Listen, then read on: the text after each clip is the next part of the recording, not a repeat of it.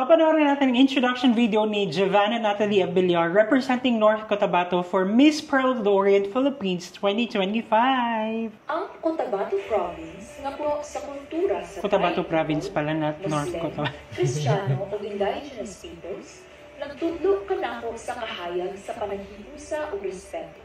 Ako si Giovanna Natalie Mancera Abellar, usa ka youth empowerment ug agritourism advocate ug babayeng naghatag dili sa kultura ug tradisyon sa Cotabato Province. Nahilambigit ko sa public speaking, Very sayaw, lalumang nahilambigit. Akong plataforma ang ipakita ang katahog sa among lokal na kultura. Pagkakatinabangon o tinuray na pagpananalisyo. Apil ko sa mga outreach o kampanya na nagpalulong sa seguridad sa katang. Easy Pearl of Cotabato, ako ang ipasigarbo ang akong hikanan, tabangan ang komunidad, o ipadayon ang guma sa akong nasod. Pinalangga ko Mindanao, pinalangga ko Pilipinas. Wow, I love the message.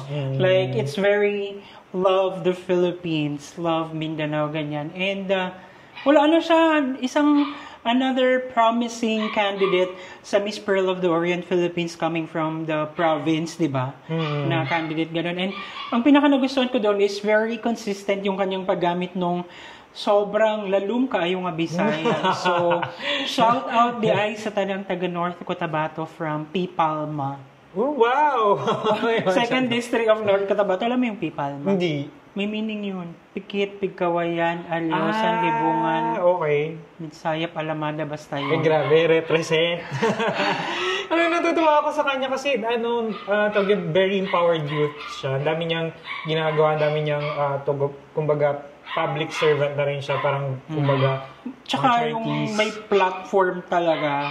Like, you know, and like utilizing the platform to be able to be of service and to help those people who are in need.